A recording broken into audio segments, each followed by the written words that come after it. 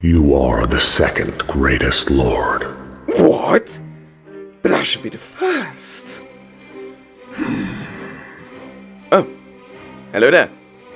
Do you also want to become a crusader? I did, so I became one. In this game, you become what God intended. If we believe what the Pope said, at least. You play as a crusader king/lord and fight against these pesky Arabian lads who are living in the Holy Land. As it is a real-time strategy game from before the dinosaurs existed, the graphics are not really something to write home about.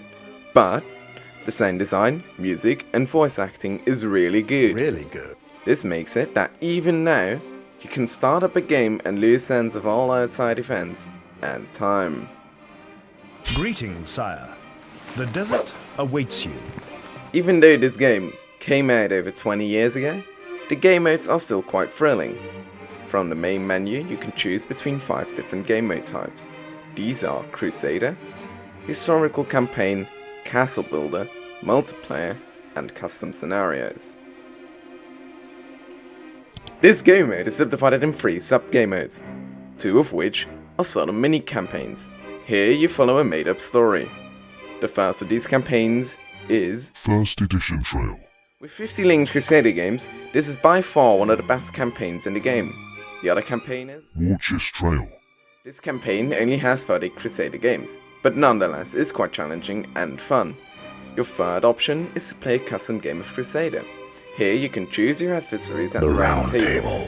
You can make teams, decide how many coins you start out with, how challenging the AI will be, and where you are located on the map.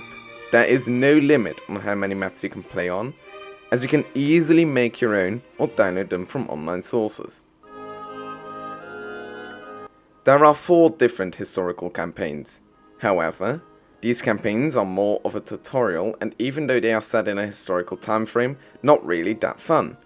It is, however, a good way to learn the game if you have never played it before. In my opinion, an experienced player of almost every RTS game will most likely not need these tutorials to play Stronghold Crusader, but of course, if you want to play more historical games, the campaigns are still a must. If you are liking this video and you want to see more reviews, make sure to subscribe and like the video. It isn't for me that you're doing this, as the YouTube gods only push out content that has a higher like ratio. This helps others see the video and other videos of mine. And if you want to see your favorite video game be reviewed by me, then comment down below what video game I should do next. Back to review, shall we? Whenever you don't feel like having to fight an AI, but just in the mood to build some strongholds, villages, cities and so forth, you can play Castle Builder. It maintains the same mechanics as Crusader, but with one main change. There is no enemy AI. You can choose from a multitude of different maps to build your dream castle, be that an island or the middle of a desert. You can pick whatever you want. So, the AI was too bad for you, or too good. But well, now you want to play with friends. Luckily for you, you can. But, well, for all of those lonely players like me who don't have friends to play with, you didn't have to, as the AI is actually quite challenging. Playing multiplayer is quite fun.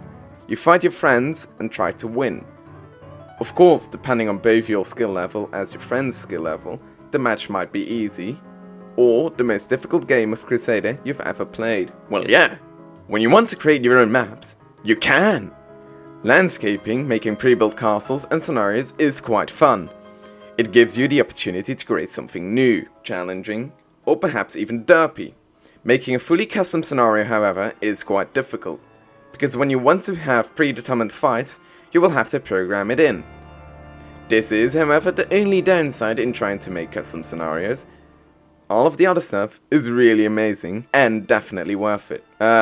Yeah, it's cheap, fun, and everyone's grandmother can play this game. So, should you? Well, I think so.